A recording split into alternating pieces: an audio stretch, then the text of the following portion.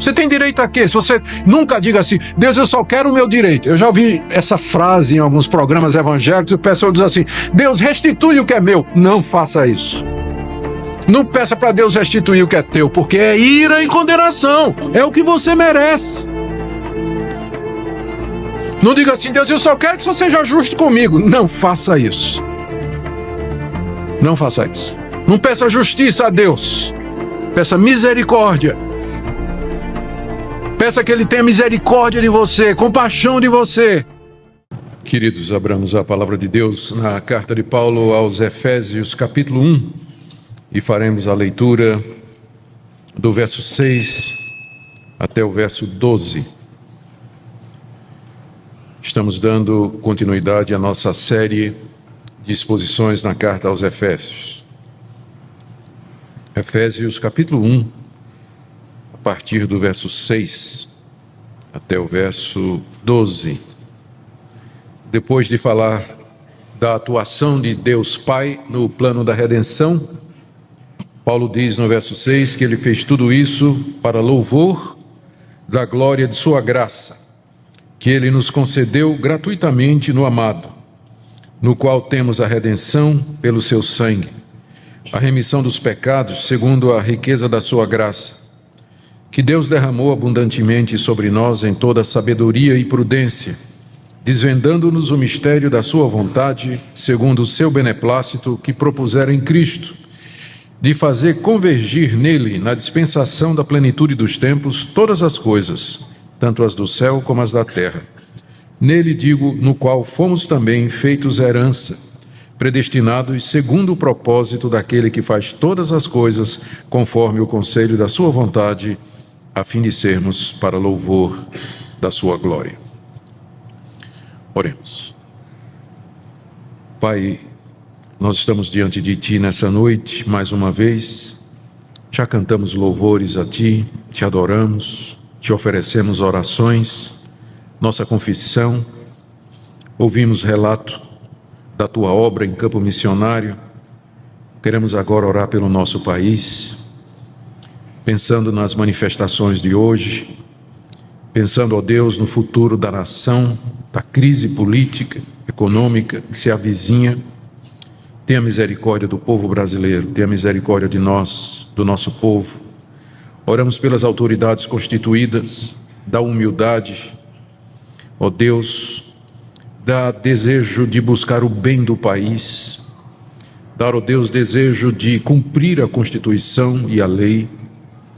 Pedimos, ó Pai, que aqueles que estão em autoridade se lembrem que esta autoridade é delegada e que um dia haverão de prestar contas a Ti, de como exerceram o domínio e o governo.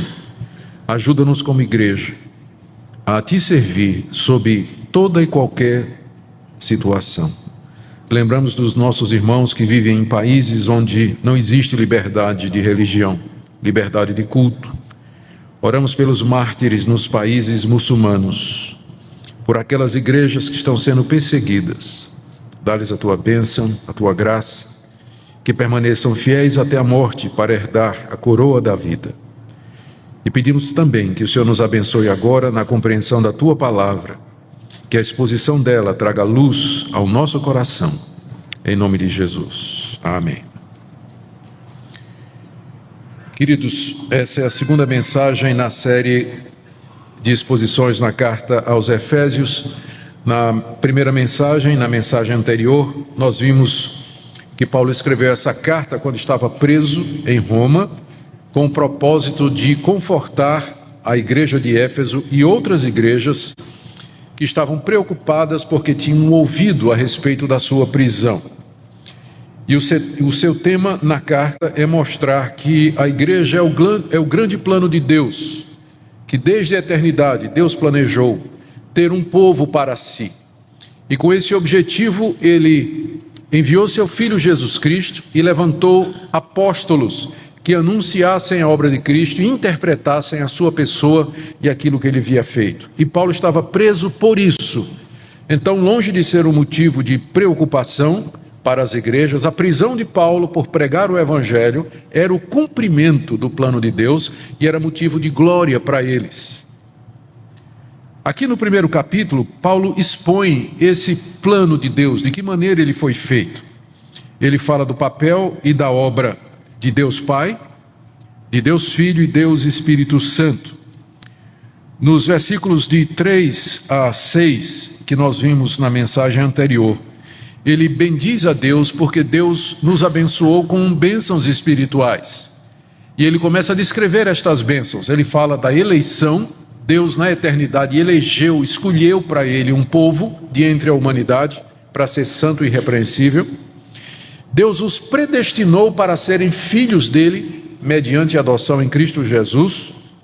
E agora Paulo vai se referir a outras bênçãos espirituais, só que dessa feita relacionadas com o papel de Deus Filho, com a obra de Jesus Cristo. E ele vai mencionar aqui a aceitação que nós temos diante de Deus, mediante Jesus, a redenção e remissão dos pecados, a revelação da vontade de Deus, união com Cristo e o fato de que nós somos feitos herança para Deus. Antes de entrar na exposição destes privilégios que nos foram dados, vamos lembrar algumas coisas que nós já vimos e que precisam sempre ser lembradas. As bênçãos que Paulo menciona aqui, escolha, predestinação, perdão de pecados, união com Cristo, elas não são dadas à humanidade toda.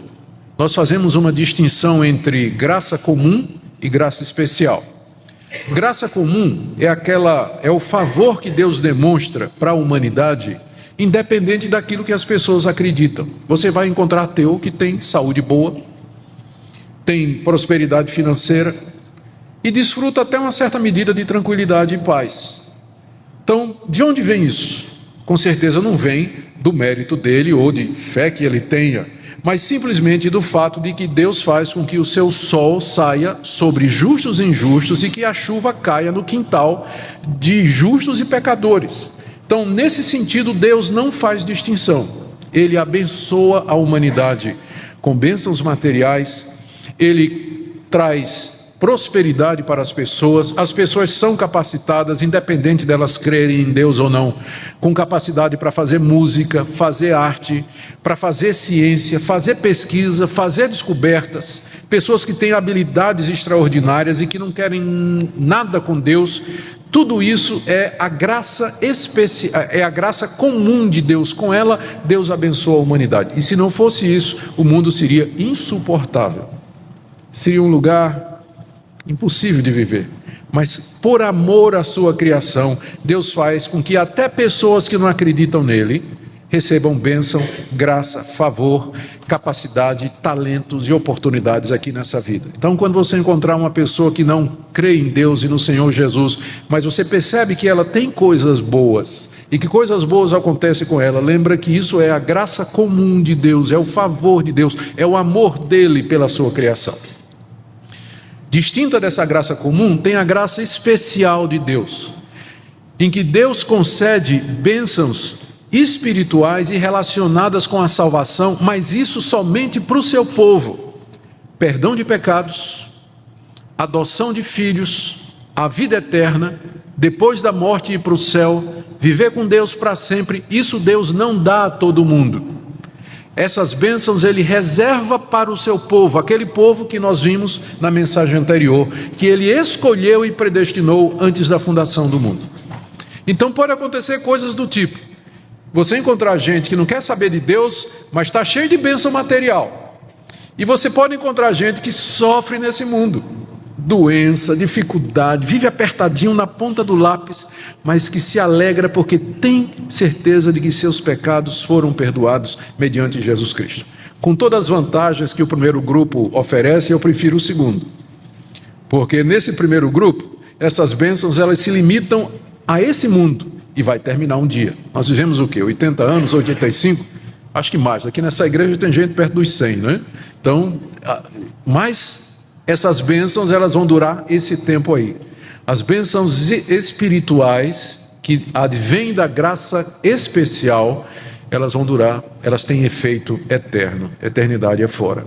Perdão de pecados, justificação, ser aceito por Deus, perdoado por Deus, isso de fato não tem preço. Esses privilégios, em segundo lugar, eles são dados em Cristo Jesus. Quando nós lemos de 3 a 6, que foi o tema da mensagem anterior, percebemos que Paulo o tempo todo está dizendo que Deus fez isso em Cristo. Deus nos deu isso em Cristo. Ele permitiu isso por Cristo Jesus. Tudo que nós temos é mediante Jesus Cristo, por causa do seu sacrifício na cruz, por causa da sua ressurreição, nós podemos ser abençoados com estas bênçãos especiais relacionadas com a salvação.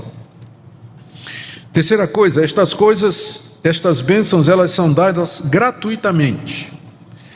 Tudo isso que eu falei, escolha, predestinação, salvação, redenção, perdão de pecados, isso não foi dado para nós e não nos é dado com base em qualquer mérito que nós tenhamos ou previsto por Deus, mas pela graça soberana de Deus, pelo seu amor incondicional, soberano e eletivo, que nos foi dado antes da fundação do mundo.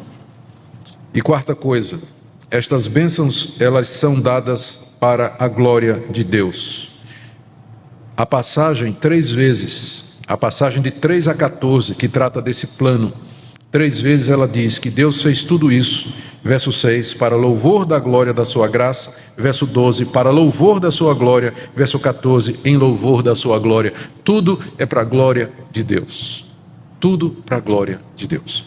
Dito isso, irmãos, vamos passar então a ver o que Paulo nos diz sobre mais bênçãos que nos são dadas na pessoa de Cristo.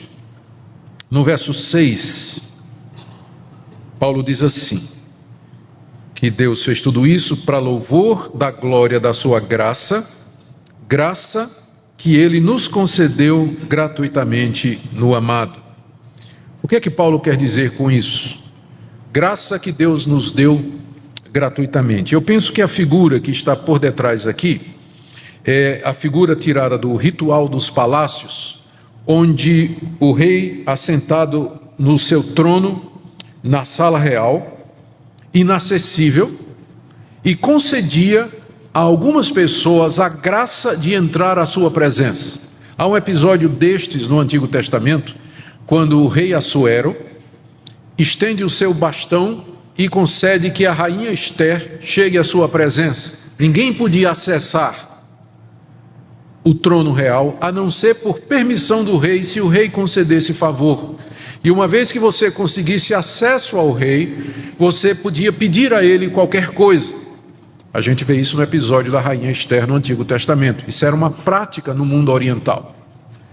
Eu penso que é essa figura que Paulo está usando aqui. É como ele está dizendo, Deus concedeu a nós a graça de entrarmos na sua presença. Deus é o soberano rei do universo, Ele está sentado no trono do mundo, Ele tem todo o poder no céu e na terra. Nós não podemos chegar à presença dEle sem sermos convidados e sem que Ele abra a porta, estenda o seu favor e nos convide à sua presença. Mas Deus nos deu graça, temos acesso a Deus, é isso o favor de Deus. Nós podemos chegar à presença do Rei do Universo e diante do seu trono pleitear com Ele a nossa condição, a nossa situação, entregar diante dEle as nossas necessidades, confessar os nossos pecados, pedir perdão, acesso a Deus.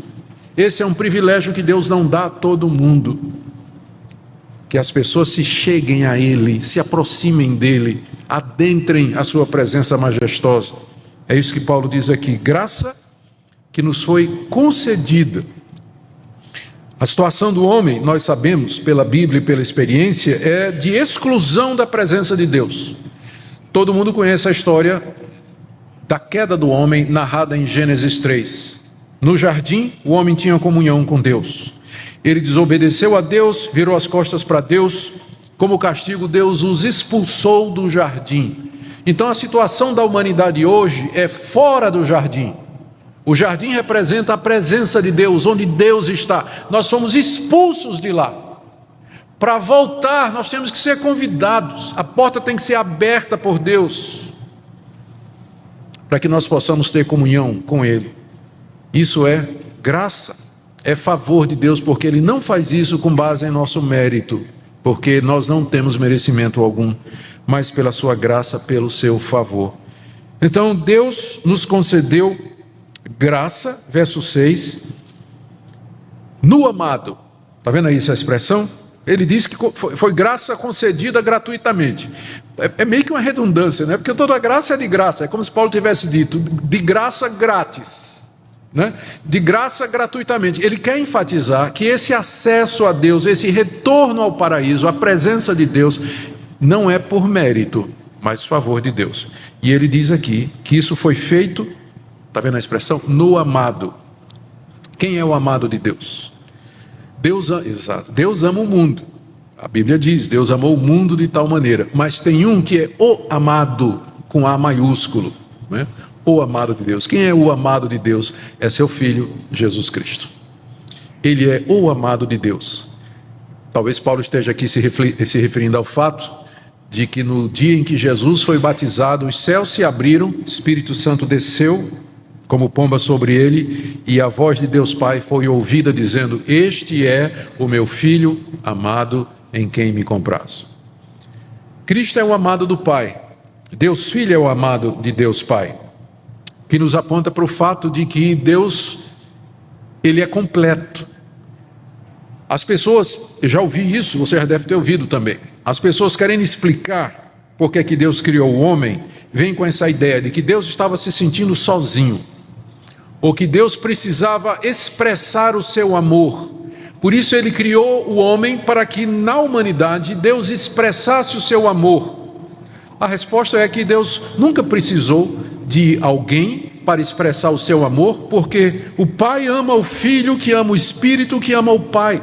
Deus é triuno, são três pessoas que subsistem num único Deus, e eles se amam, eles se fazem companhia, se eu posso dizer assim. Então Deus nunca se sentiu sozinho e nunca precisou de nada fora dele para ser completo e feliz, porque é a Trindade.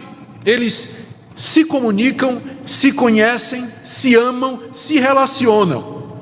Então Deus, quando criou o mundo e quando nos criou, não fez porque tinha necessidade de alguma coisa, não tem nenhuma causa fora de Deus pela qual Ele faz as coisas. Ele faz as coisas porque quer, porque Ele é completo, Ele é perfeito, Ele não tem nenhuma deficiência nele que o obrigasse a criar o mundo e a humanidade. Nós existimos por favor dele, por graça dele, por determinação dele, e essa graça nos foi dada nessa pessoa, no Filho, que é o objeto do amor de Deus Pai.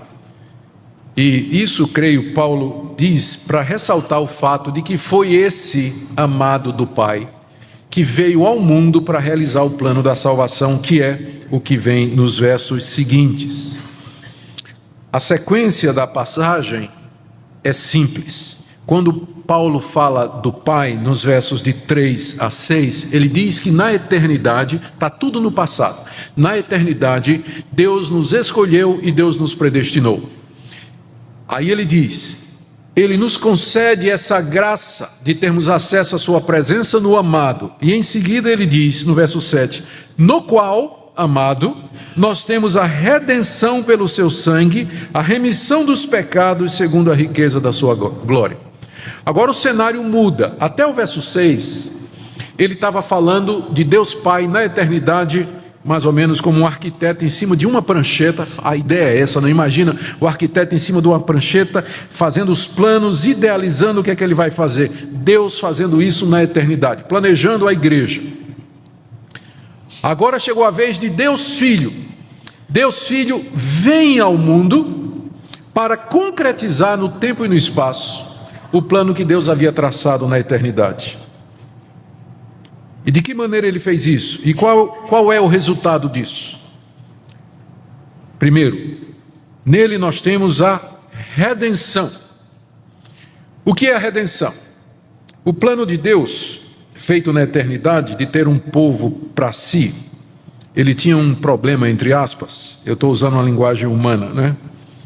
Porque Deus elegeu e predestinou pecadores para serem dele, para serem um povo dele, para receber estas bênçãos.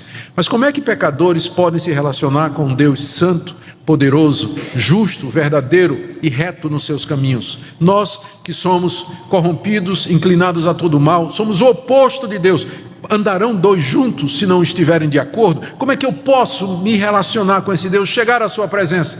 Então era preciso que nós fôssemos redimidos dos nossos pecados que nos separam de Deus.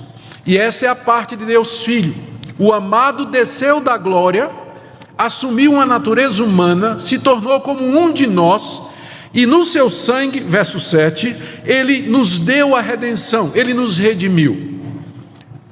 Eu acho que Paulo aqui está pensando na redenção de Israel no Antigo Testamento, porque é a mesma coisa.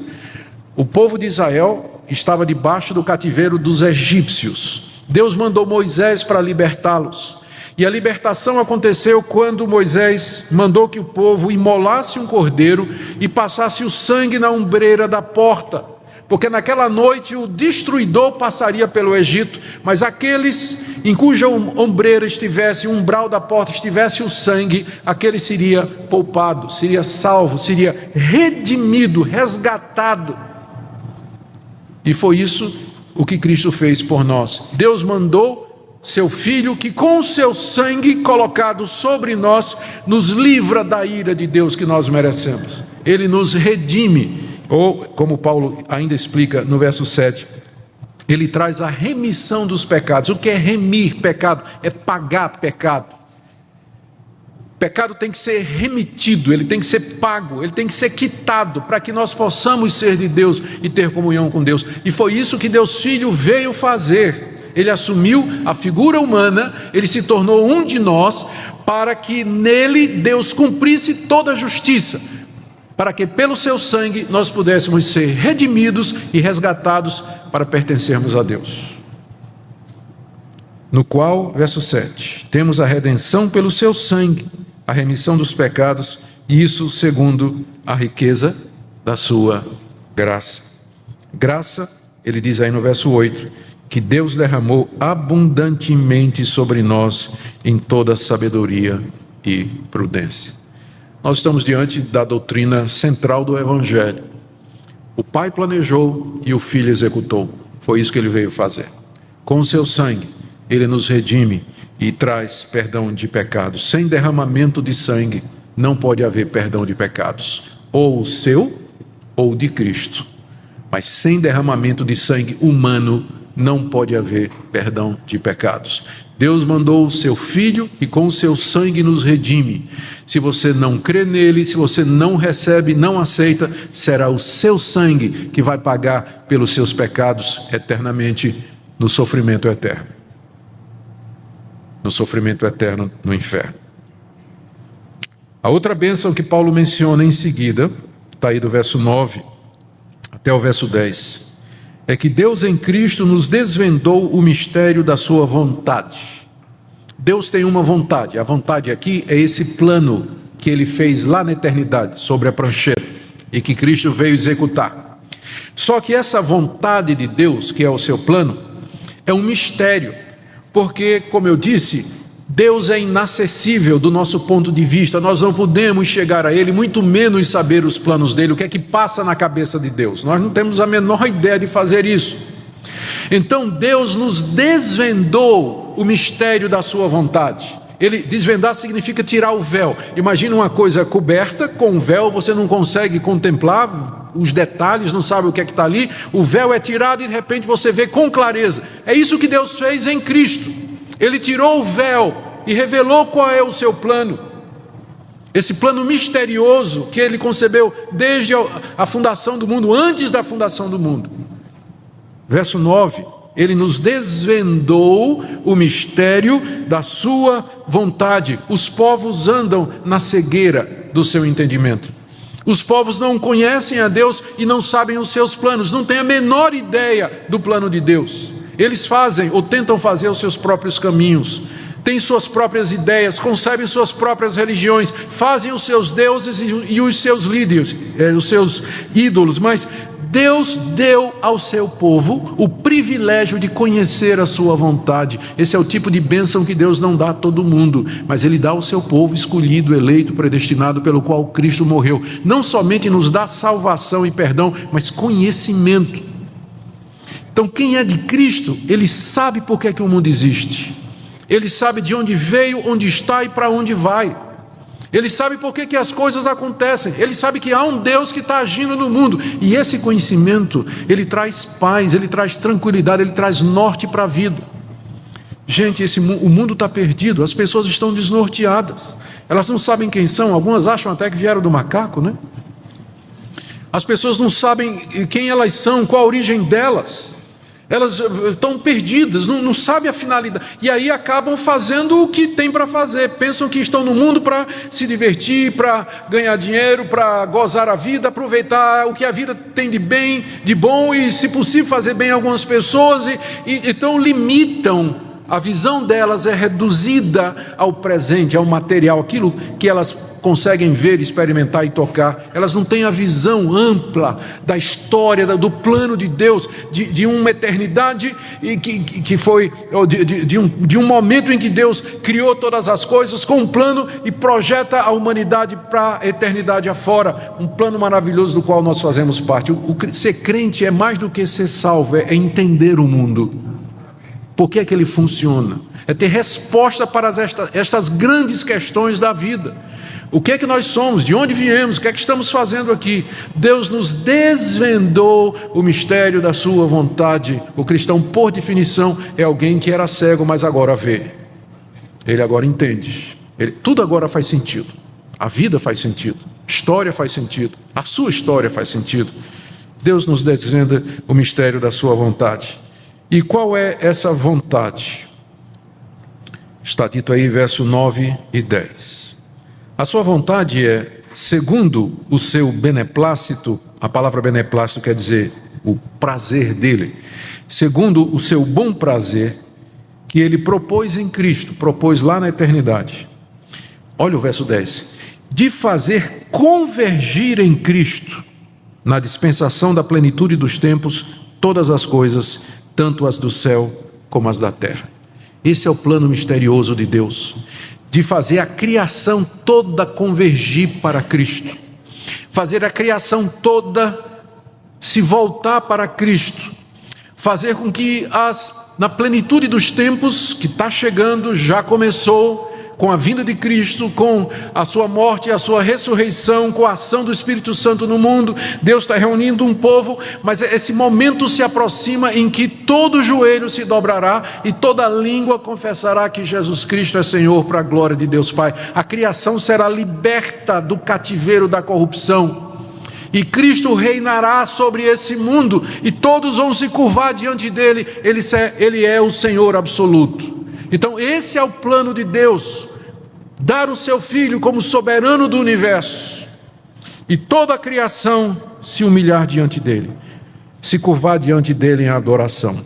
Alguns em gratidão, louvor e adoração, e os outros condenados eternamente, mas todos submissos, todos dominados, debaixo da sua autoridade. Esse é o plano de Deus, é isso que Deus está fazendo, e ele começou mandando seu Filho, que morreu na cruz, rejeitado pelos homens, ressuscitou dos mortos, subiu aos céus, enviou os seus servos para pregar o Evangelho, anunciar o Evangelho ao mundo, chamar as pessoas, constituir um povo aqui e preparar esse povo para a glória.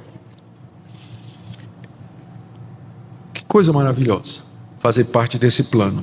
E Paulo diz que ninguém vai fazer com que esse plano falhe. No verso 11 ele diz: nele, Cristo, digo, no qual fomos também feitos herança. Essa é mais uma das bênçãos que Paulo menciona. Nós somos a herança de Cristo. Se ele é aquele para onde todas as coisas vão convergir, nós somos a herança dele, o povo que ele vai ganhar como herança. Lá no livro do profeta Isaías 53, quando é descrito o sofrimento do Messias, está dito que Deus deu a ele como recompensa muitos homens. E lá no Salmo 2 está dito, o pai diz ao filho: me peça e eu te darei as nações como herança. Qual é a recompensa de Deus Filho por ter derramado o seu sangue na cruz? O que é que ele ganha com isso? A resposta é você e eu. Nós somos a herança de Cristo. Essa é a recompensa de Cristo. É por isso que na Bíblia a igreja é chamada de quê? A noiva de Cristo. Não é isso? A Bíblia fala das bodas do Cordeiro, do casamento de Cristo com a sua noiva, que é a igreja. Nós somos a herança de Cristo. O trabalho penoso dele, a agonia que ele sofreu na cruz, o que é que ele vai ganhar com isso? Nós um povo para si, eternidade afora, com quem ele terá comunhão e alegria. Nele nós somos feitos herança. E Paulo termina, como eu disse, dizendo no verso 11, que isso vai acontecer, porque ele diz: predestinados segundo o propósito daquele que faz todas as coisas conforme o conselho da sua vontade. É como se Paulo dissesse: isso vai acontecer, esse plano que Deus elaborou e que o Filho executou, vai acontecer porque isso foi predestinado pelo Deus que faz tudo de acordo com a sua vontade. Ele não pede a sua opinião nem a minha, mas a sua soberania garante que isso vai acontecer. E verso 12: a fim de sermos para louvor da sua glória. Ponto. Eu estou colocando ponto porque não tem no original grego. Termina aqui a descrição que Paulo faz da obra de Deus Filho. O Pai escolheu e predestinou. O Filho veio e nos deu acesso ao Pai, redenção, remissão, desvendamento e conhecimento do mistério do Pai, união com Ele e herança. Nos fez herança. E tudo isso de acordo com a predestinação de Deus, o Deus que faz todas as coisas segundo o conselho de sua vontade, para louvor da sua glória. Queridos, quais são as aplicações que nós podemos fazer do Evangelho para nós? Porque o que acabei de expor para vocês é o Evangelho. Primeiro, talvez haja pessoas aqui nessa noite que ainda não conhecem ou não foram alcançadas por estas bênçãos maravilhosas de Deus, que valem muito mais do que as bênçãos materiais. Eu convido você nessa noite a que você busque a Deus, que você bata na porta do palácio, que você se ajoelhe diante do trono e diga: Deus, eu me chego a Ti como miserável pecador e peço que o Senhor me conceda a graça de pedir perdão. Eu quero me chegar a Ti. Eu quero que você faça o contrário nessa noite do que muitas igrejas que estão por aí, elas fazem. Do tipo assim: ó, Deus está com saudade de você, ó, Deus está esperando você falar com Ele, Jesus está sentindo sua falta. Dá uma chance para Jesus, tadinho, está triste lá, você não vem. Deus fez tanto por você e você não... Dá uma oportunidade a Jesus, Deus está esperando. É o contrário. Você que tem que bater na porta de Deus e dizer: Deus, tenha misericórdia de mim. Será que há esperança para mim? Eu não quero sofrer eternamente por causa dos meus pecados. Eu sei que há perdão no sangue do Teu Filho. Recebe-me na Tua presença. Você devia estar fazendo isso hoje. Enquanto você pode. Enquanto você pode.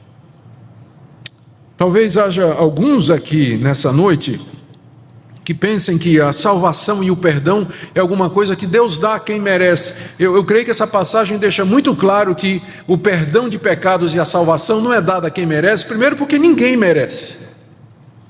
Pessoas acham injustas, eu sei que tem gente que vai achar injusto isso que eu disse, que Deus elege e Deus predestina. Diz: mas isso não é discriminação, não é injustiça? Por que injustiça? Injustiça é quando você tira o direito de alguém. Você não tem um direito a ser salvo? Tem? Você não tem direito a ser salvo, você é um pecador, quebrou a lei de Deus por pensamento, palavras e obras, sua vida toda. Você tem direito a quê? Se você nunca diga assim: Deus, eu só quero o meu direito. Eu já ouvi essa frase em alguns programas evangélicos, o pessoal diz assim: Deus, restitui o que é meu. Não faça isso. Não peça para Deus restituir o que é teu, porque é ira e condenação, é o que você merece. Não diga assim: Deus, eu só quero que você seja justo comigo. Não faça isso. Não faça isso. Não peça justiça a Deus, peça misericórdia. Peça que Ele tenha misericórdia de você, compaixão de você. Porque não é pelo seu merecimento. Se Deus fosse dar o seu merecimento e o meu, nós estaríamos todos condenados. Deus não é injusto, porque Ele não está tirando o direito de ninguém. Injustiça é quando você tira o direito de alguém. Nós não temos direito nenhum, a não ser de ir para o inferno. Então, quando Ele resolve salvar graciosamente, Ele não está sendo injusto, está sendo gracioso, está sendo misericordioso, está sendo compassivo. Talvez aqui nessa noite, há pessoas que um dia experimentaram esse amor de Deus, passaram por uma experiência espiritual, conheceram a Deus, a mente se iluminou, o coração se aqueceu, sentiram uma mudança na vida, mas isso durou algum tempo, e logo depois os velhos hábitos continuaram ou cresceram, e hoje como que aquela experiência e aqueles momentos são parte de um passado, e hoje a pessoa não está vivendo mais em comunhão com Deus, não está andando mais nos caminhos de Deus. Eu quero dizer que depois disso aqui não resta mais nada. Se você jogar isso fora, se você virar as costas para aquilo que você conheceu, experimentou, não há outra expectativa. Aqueles que foram iluminados, aqueles que participaram e caíram e rejeitaram, não há possibilidade de renová-los para arrependimento. Ou é isso aqui, ou nada. E o nada aqui representa condenação e inferno. Quem sabe nessa noite Deus não está lhe dando a oportunidade para que você se arrependa e você venha. Esse Deus gracioso, misericordioso e bom, que tem prazer em perdoar. Deus não é um Deus tirano que tem prazer sádico em mandar os seres humanos para o inferno, mas Ele é um Deus que tem prazer em atender. A Bíblia diz que Deus não despreza o coração contrito e quebrantado. Quem se chega a Deus assim será aceito por Deus. Será aceito por Deus. E por último, irmãos, é isso que significa ser cristão. Nós somos cristãos porque nós cremos em Cristo. Cremos que é aquele através de quem nós temos perdão, redenção, acesso a Deus, remissão de pecados. Essa é a razão pela qual nós estamos aqui nessa noite, para render graças a Deus que nos enviou o seu Cristo, porque através dele nós podemos ter perdão de pecados, que vale mais do que todas as bênçãos materiais que porventura tenhamos aqui.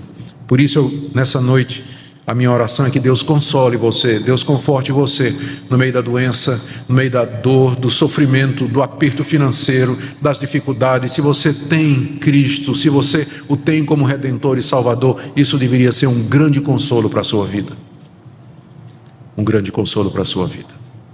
Que Deus assim nos guie e conforte os nossos corações nessa noite. Amém. Baixe nossos conteúdos gratuitamente. Acesse o canal pelo link na descrição.